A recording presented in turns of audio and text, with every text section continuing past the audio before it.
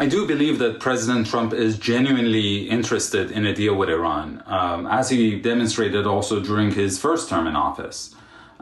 He believes that the Iranians are master negotiators, and if he can outwit them at the negotiating table, it will be the ultimate testament to his mastery of the art of the deal.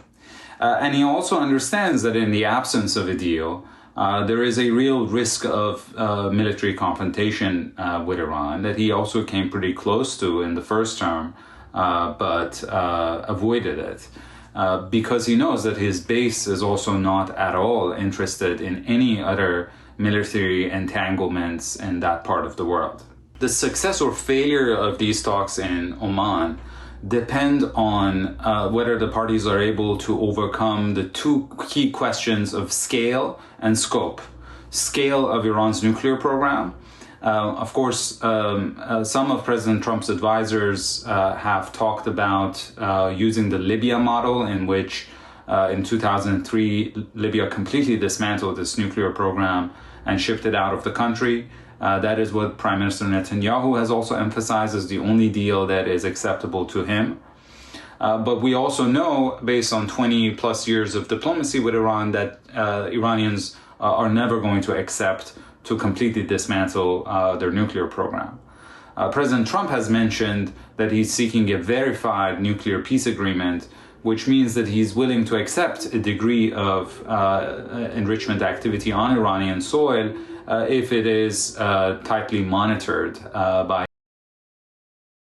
another version of the deal that was negotiated in 2015. So if the US pursues maximalist demands in terms of the scale of Iran's nuclear program, then these talks would fail pretty quickly. If it is more pragmatic and has learned the lessons of history, then I think there is a way forward. The second question is the question of scope of these negotiations. President Trump has mentioned in the past that he might be interested in addressing not just concerns about Iran's nuclear program, but also Iran's ballistic missiles and its activities in the region. If those issues are on the table, obviously it will complicate the negotiations. But because the Iranians are so mistrustful of President Trump, who withdrew from the 2015 nuclear deal in his first term, they don't want to start with a comprehensive agreement. They want to focus on the nuclear issue, and then if the US delivered on sanctions relief promised in a nuclear deal, then they might be interested in negotiating other issues.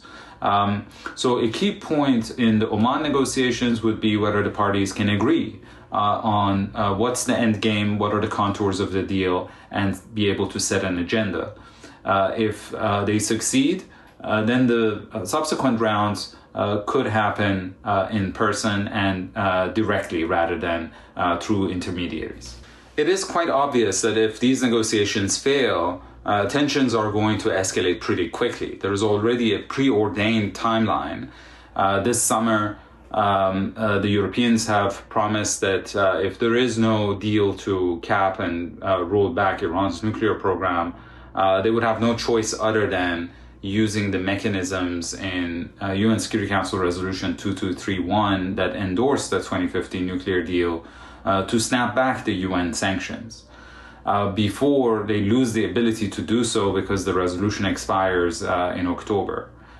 So they have said that at some point mid-summer, they would have to resort to snapback. Iran has also promised that if that happens, it would withdraw from the Non-Proliferation Treaty, which is what North Korea did in 2003 before it tested its first nuclear weapon.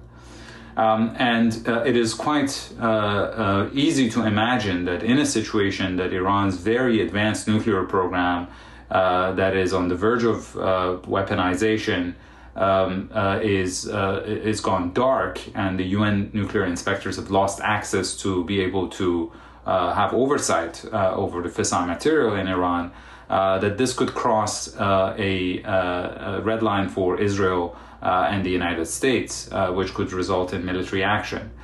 Now, of course, military strikes on Iran's nuclear facilities would not bomb away the knowledge that Iran has acquired.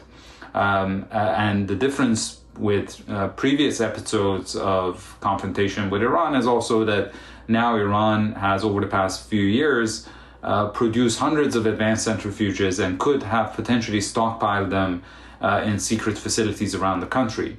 And so bombing Iran could in fact become a self-fulfilling prophecy of pushing Iran towards weaponization, given the fact that by that point it has paid the economic cost of a nuclear weapon through sanctions and the security cost of not having a nuclear weapon because it has been preemptively struck. So after an attack, Iran is very likely to reconstitute its nuclear program, this time as a deliberate dash towards weaponization.